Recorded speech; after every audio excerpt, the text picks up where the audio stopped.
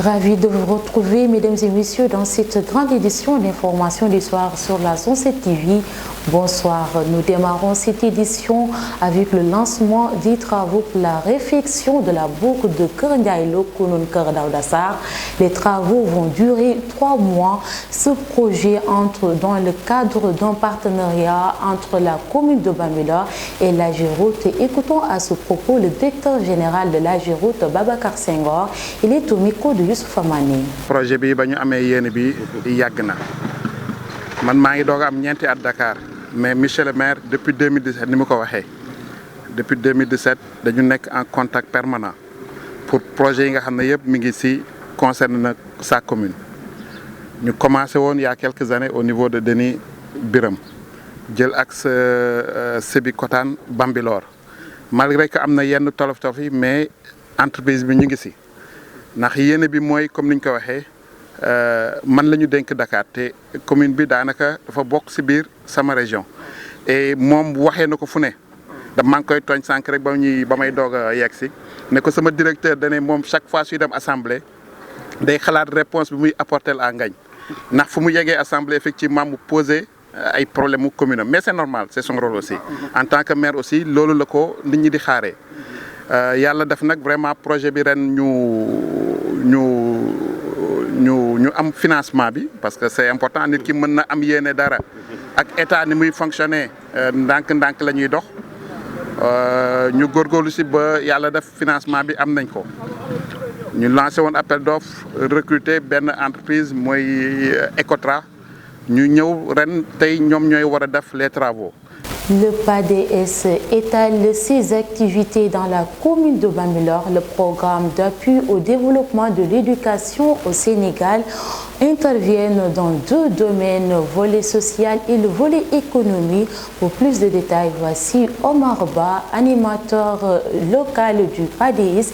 Il est au micro d'Alim Batradio. Le programme d'appui pour le développement économique et social du Sénégal, intitulé PADS, est un programme de lutte contre la pauvreté qui a été initié par l'État du Sénégal en relation avec le gouvernement italien à hauteur de 12 milliards. Donc les 11 milliards 500 millions ont été donnés par la coopération italienne et le reste par l'État du Sénégal. C'est un programme de lutte contre la pauvreté qui est basé au niveau du ministère de la Femme, donc dirigé par Madame Diop Ndaïsali Diopien. Donc le PADS est logé au niveau de la CSO, la cellule de suivi opérationnel du programme de lutte contre la pauvreté, dirigé par M. Ousmane Ka. Le PADS est coordonné par Madame Diop Aïssatou Ayoba, qui est aujourd'hui excusée pour des raisons professionnelles. Donc le PADS a 2 volets, donc un volet infrastructure et un volet financement. Pour le volet infrastructure, on construit ici au niveau de la commune de Bambilor et plus précisément au niveau du quartier Lebougui, un poste de santé, donc à hauteur de 77 millions. Et aussi, nous allons aussi les équiper, donc à hauteur de 16 millions. Donc l'infrastructure est actuellement au niveau pour le niveau de réalisation, on est aujourd'hui à plus de 90%. Pendant ce temps, l'ADAPI œuvre pour les personnes vivant avec un handicap. L'association départementale des amis et parents d'élèves inadaptés envisage d'installer une antenne locale à Bambilor. L'association était reçue par le maire de la commune Ngagne Diop. Écoutons son président Moussa Sambou. Il est au micro de Janvier Mendy. Là, dans le cadre de l'installation de nos différentes antennes communales à travers le département de Rufisque. Il y en a 12. Il y a 12 communes que nous allons installer. Nous en avons déjà installé 5. Aujourd'hui, c'est la 5e antenne.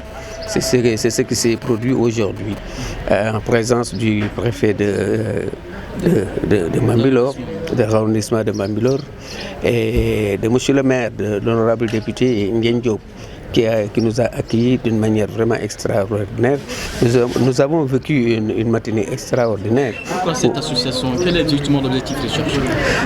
Nous sommes là c'est une association qui travaille dans le cadre de l'inclusion des personnes vivant avec un handicap.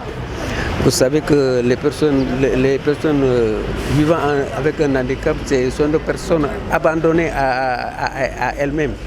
Et nous avons l'intention de travailler au niveau de ces antennes que nous avons installées aujourd'hui, comme celle de Mbambilor, dans le cadre d'un travail systématique de détection, de sensibilisation, de formation et d'orientation de ces personnes vivant avec un handicap. Parce qu'on a constaté qu'à travers dans le département de Rufisque. Parlons tout à fait autre chose, cette fois-ci avec le litige foncier à Tivaouane Peulh. Le maire annonce une falsification de sa signature. Papis Diop se dit prêt à déposer une plainte contre X. Cependant, il appelle à une large concertation afin de trouver une solution à ce litige foncier. Voici le maire de Tivaouane Peulh, Papis Diop. Il est au micro de Youssouf Amani. Il faut être assez prudent parce que quand des gens avancent des propos et qu'ils n'ont jamais saisi la collectivité pour authentifier des documents, il est difficile pour moi de répondre sur ces suppositions. Il se trouve que ces derniers temps, nous avons constaté par voie de presse qu'une personne a dit détenir par devers lui de faux documents. Nous estimons que nous ne pouvons pas nous permettre aujourd'hui de statuer sur cela parce qu'il est tout à fait naturel qu'il devrait contacter la collectivité pour demander l'authentification de ces documents, ce qu'il n'a pas fait. Nous ne pouvons donc malheureusement pas nous exprimer dessus. La seule chose que nous savons, c'est que par voie de presse, il a montré des documents comme quoi ces documents étaient des documents faux. Et nous avons donc décidé d'enclencher une procédure judiciaire contre X pour pouvoir avoir plus d'informations à ce sujet. Je pense que l'enquête qui est en cours nous permettra de pouvoir nous édifier sur la véracité de ces propos. Si ces propos sont infondés, donc naturellement nous n'avons pas de crainte. Si ces propos sont prouvés, il sera mené une enquête approfondie pour que les faussaires soient démasqués et que ce type de pratique ne prospère pas dans la collectivité. Justement, cet élément a bouclé cette édition. Mesdames et messieurs, merci de l'avoir suivi et merci de rester fidèles à la Zone 7 TV. Vous pouvez aussi suivre l'actualité sur la page Facebook et YouTube. L'information revient en Wolof avec Aminata Dia. Excellente suite de programme sur la Zone 7 TV.